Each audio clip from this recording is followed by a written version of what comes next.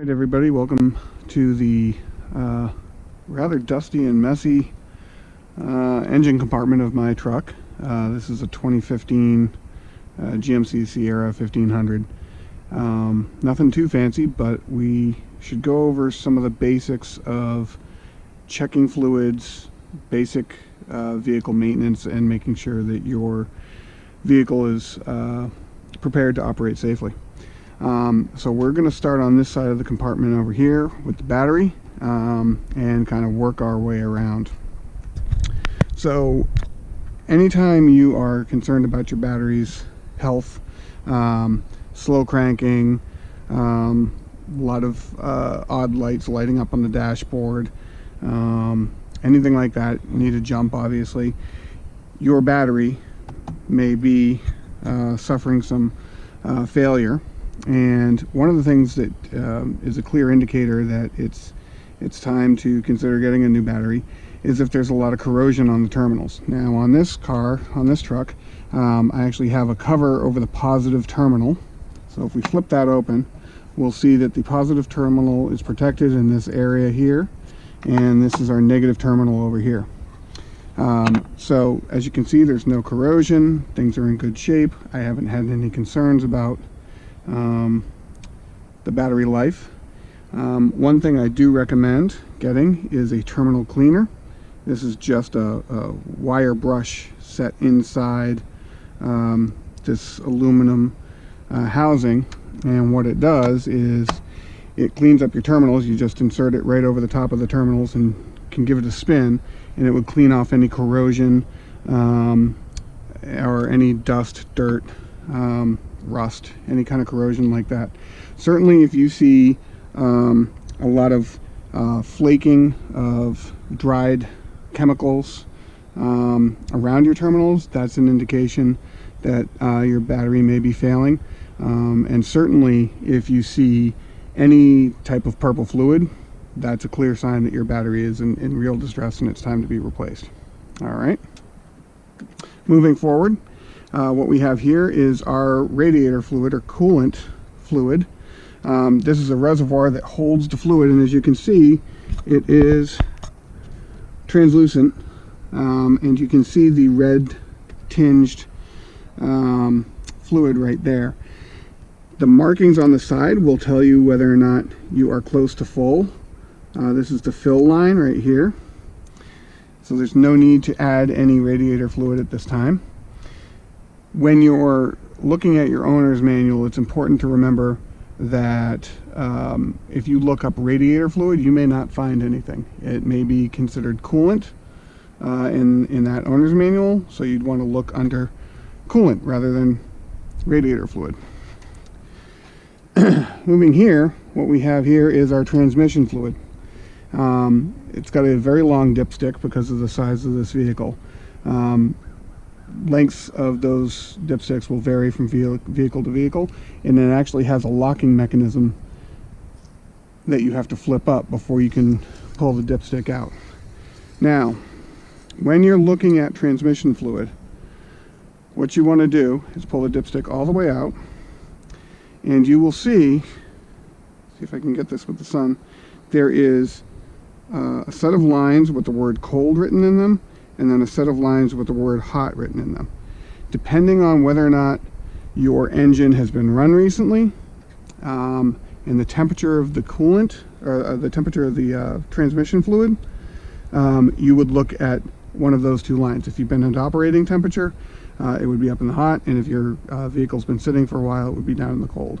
So anytime you are checking levels that involve a dipstick, you want to take it out, clean the dipstick.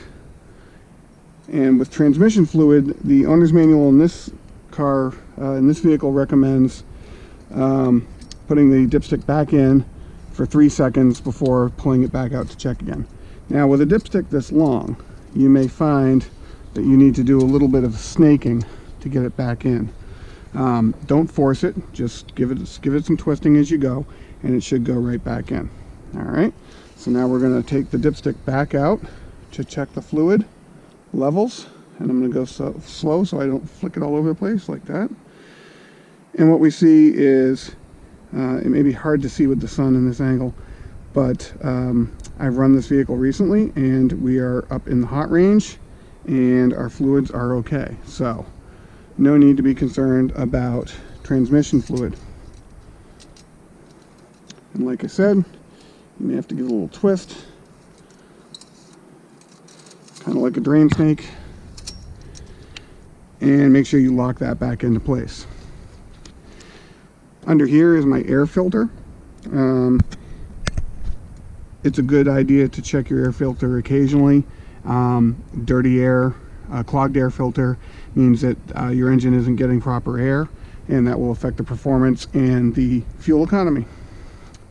Moving around, one of the simplest fluids to check and maintain is your washer fluid.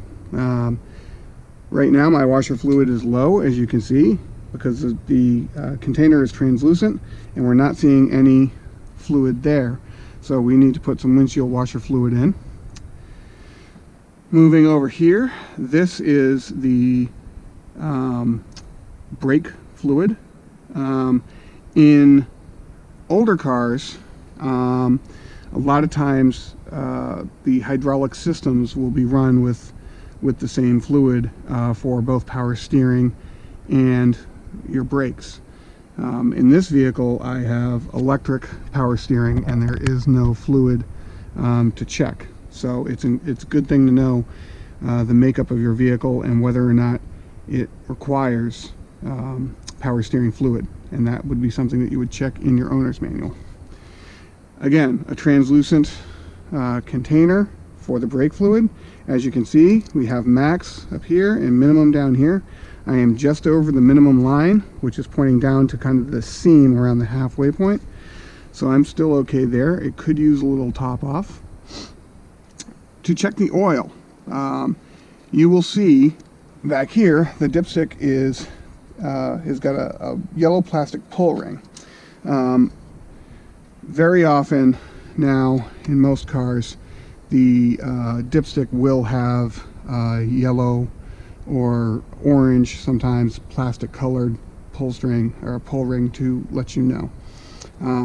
This dipstick is different in that it's more of a cable style than the dipstick that we saw in our transmission fluid, and then there is a small indicator down here that will tell you if your engine oil is too low or at the right height up here for full. What you don't want to do is overfill your engine oil. In the long term, that can cause some pretty serious damage to an engine over the life of the vehicle. So again, we pulled it out, we cleaned it off, give it a second, put it back in, and as you can see, there's oil all over that indicator, which means that our oil level is okay, but you may have also noticed that the oil was really dirty. One thing to keep in mind is that oil will start off as fairly translucent. It's got a bit of a color to it, but as the oil ages and as you run it through, it's picking up all that particulate and getting dirty. And so when you see oil that dark, it's a clear indicator that it's time to change the oil. Interestingly enough, this truck is going into the shop next week for an oil change and have the snow tires put on ahead of winter. So I'm not overly concerned about that.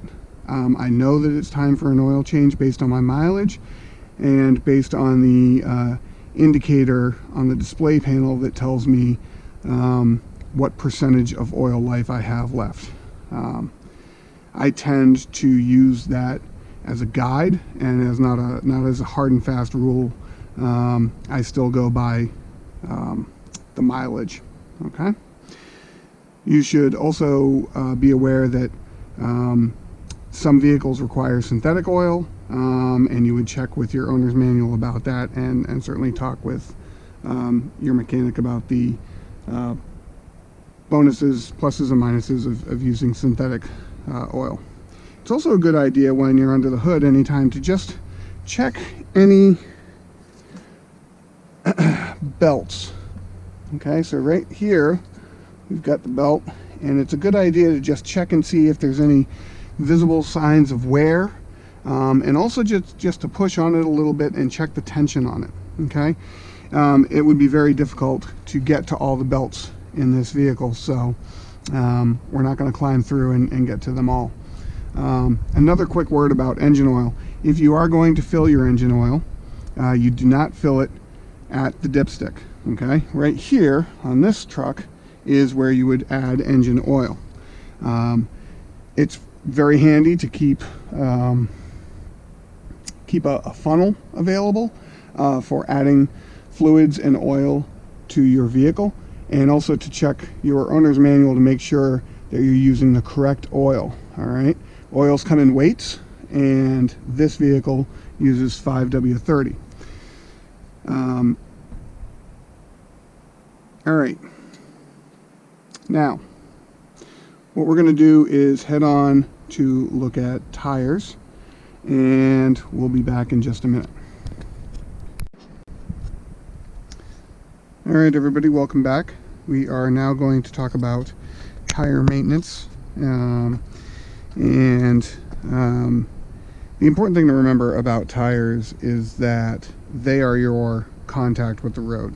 They are a safety feature that is incredibly important, because regardless of how good your brakes or anti-lock braking system is, it's what the tires do as they connect with the road that determines how long it takes for your vehicle to stop. They also determine whether or not your vehicle is safe in raining situations, and whether or not there's a risk of hydroplaning. They determine how much traction you get and how safe you are during snowy conditions.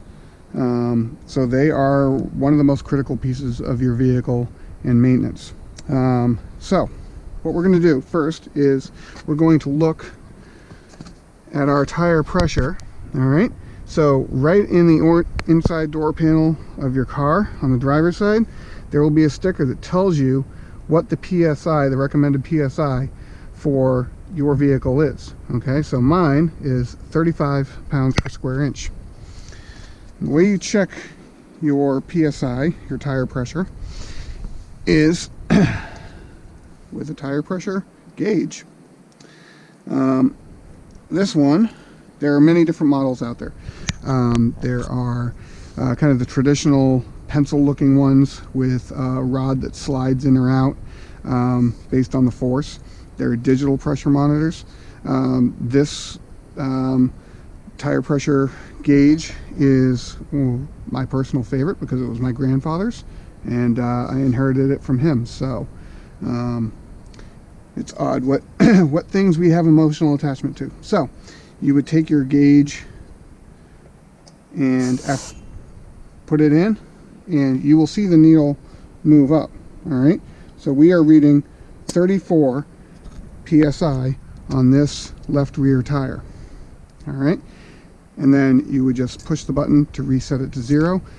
I always tend to check my tire pressure a couple of times just to make sure that I'm getting an accurate reading. So again, 34, just under 35 PSI. So this tire is in good shape with regard to its tire pressure. It is important to check all 4 tires every time you check your tire pressure, and a good guide is to do that about once a month. Obviously, if you have a tire that is a little bit low and you're concerned about, keeping an eye on that and checking its tire pressure routinely is more important than once a month, as you're monitoring whether or not that tire maybe needs to be replaced. All right, so we've established that the tire is in good shape with regard to air pressure. What we don't know is whether or not the tire is in good shape with regard to its life and its tread. Now, I know that these tires are about to come off for the winter. My truck is going into the shop next week, and the winter tires are going to be put on. What's not going to happen is in the spring, when the winter tires come off, these tires are not going back on.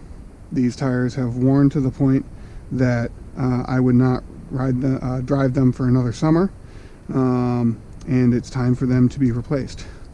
A good way to test that is with a penny. you can take the penny and stick it down into the tread. All right, and we'll try to get nice and close there. And if Lincoln's head is exposed, that's a good indicator that the tires need to be replaced. So what we can see here is that Lincoln's head is mostly exposed. A little bit of his hair is still covered by the tire tread. All right. That said, I know that these tires are ready to go based on the mileage that they have on them and based on conversations that I've had with my mechanic. All right. A lot of times tires now will have wear indicators in the grooves, and what those will be are horizontal pieces of rubber material, tire material, that are in between the tread. And what you can do is you can feel them with your hand, and if you feel them as you run your finger across the tread of the tire, you know that they're worn to the point where it's time to replace them. All right, so that is how you check your tire pressure and your tire tread. Now we're going to go over changing a tire. It's very different from vehicle to vehicle. So I recommend anytime you get a new vehicle or you're driving a vehicle that you're not familiar with, always learn the tire changing procedure before you need to change a tire. As we all know, tire changes are never needed on nice 60-degree days like this. It's always snowing or raining, it's dark, you're on a bad road, whatever the scenario, it's never like this. Okay, so always take an opportunity to get to know how your vehicle operates, what equipment it comes with, where the equipment is located, and how to use the equipment, and practice changing a tire before you need to, so that the process is familiar, your jack points are familiar, where the tools are familiar, so that way you're not trying to learn it all by reading the owner's manual at 10 o'clock at night on a back road somewhere. That's worst case scenario. So things to keep in mind: if you are on unstable ground, don't try to change your tire. Even if you need to drive your vehicle a little bit of a distance to get to firm ground, it's better to do that than to risk an accident of having a jack slip out or the vehicle slip off a jack. So always get yourself to nice, firm, level ground.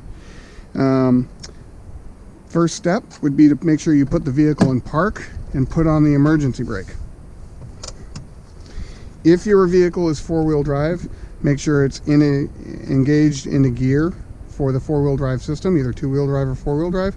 Don't have it in neutral. If your vehicle is a manual transmission, you want to make sure that you leave it in first gear or in reverse, and again, apply the emergency brake. In unloading my equipment, my jack and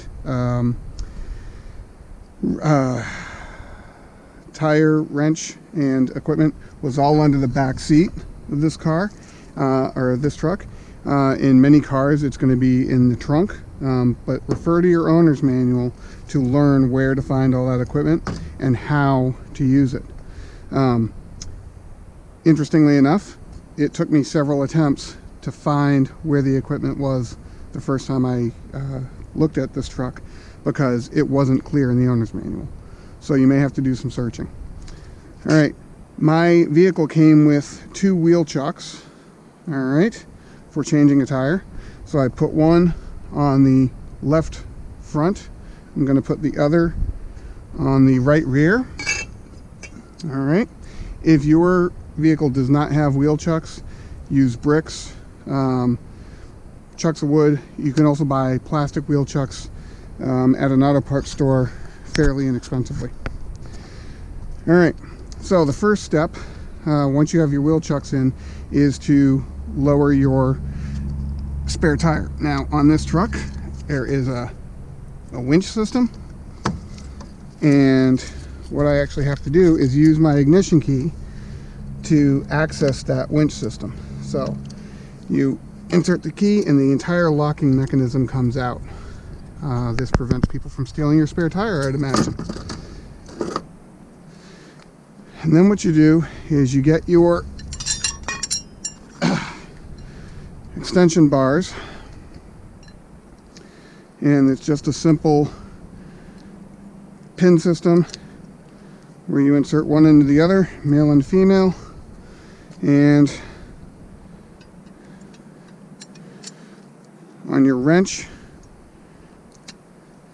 Alright, and then it's a matter of inserting this properly into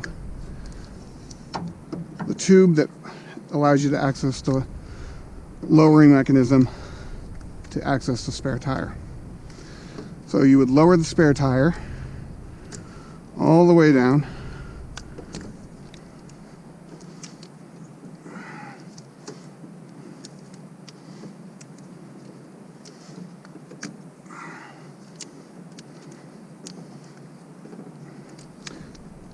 and give yourself some slack. All right. You want to be careful with these, especially when raising the tire back up, because you don't want to over tighten and break the winch system. All right. So I'm going to wrestle with this and come right back to you. Lowering the winch all the way down, the tire is completely on the ground and out from underneath the truck. Now, to get this cable undone, you lift the tire and free this bracket by reaching underneath, and it takes a little bit of wiggling. Again, I recommend checking this occasionally. If you get a vehicle and say, for example, you have never had to change a tire until you've owned that vehicle for 9 or 10 years, accessing the tire, making sure that you have checked its tire pressure occasionally, and make sure that it's in good working order. This tire has a couple of rust spots on it and a lot of road dirt, but nothing too catastrophic. So you get your tire out and always roll, especially these larger truck tires. You are all young and strong now, but you will get to a point in life where lifting something like that could put you out of action for a while. All right, so now we grab our pieces for operating the jack and operating the lug nuts, loosening the lug nuts. It's a good idea to carry a towel or something in your truck, in your vehicle, that would allow you to have something to kneel on. Again, these situations never occur during highly opportune times, and any roadside that you're going to lean on or kneel on is going to be loaded with pebbles and possibly broken glass. So giving yourself a safe surface to kneel on is going to save you a lot of headaches. So before you raise the truck or the car, you would want to loosen your lug nuts. All right.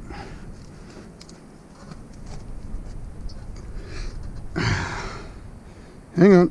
So wheel chocks are in. The spare tire has been brought down and checked. Lug nuts are loosened, and there was no assistance at all in loosening the lug nuts by my mechanic down the road. Through the modern miracle of editing, I loosened them all by myself. All right, I have pre-positioned the jack, but we are now going to take a look under the truck to ensure the jack's correct positioning.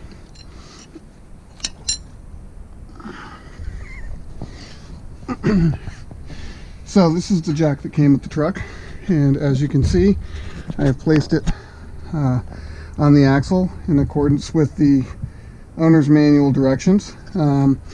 Different vehicles will have different specific jacking points mapped out in their owner's manual, and in many cases those jacking points might be on the frame by the wheel well. In other cases they might be tied to a solid point like the axle. All right, so make sure that your jack is in a stable place. It's not on soft soil or anything like that. A lot of times it can be good to carry some spare boards to use as a firm footing for your jack. All right, and make sure that your jack is in a good position on its mounting point. All right, I'm going to get organized with the tools here to jack up the truck, and we'll be right back.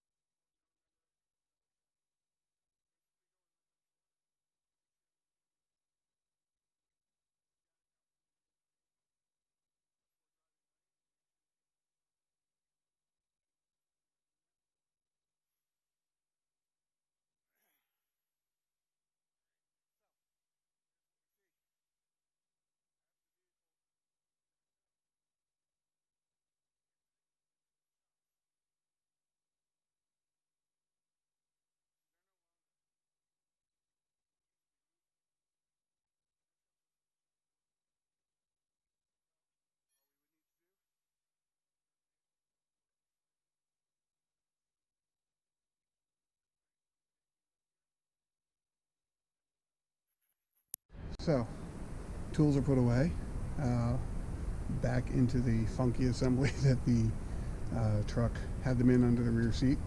I can't stress this enough. Take the opportunity to get to know a new vehicle or a vehicle that's new to you. If it's something that you're going to drive on a regular basis, practice replacing a flat tire. Understand where your jacking points are. The first time you do a dry run, have somebody with you that has some experience changing a tire. The specifics may be different from vehicle to vehicle, but the basics are universal. And having somebody watch you as you practice, give you pointers, check on making sure that you're doing everything safely is really critically important. So give yourself that opportunity to learn, because there's not much worse than changing a tire for the first time in the pouring rain or snowstorm at night, and that's where it's bound to happen. So get some practice in and study the vehicle and learn the specifics of how it operates. All right.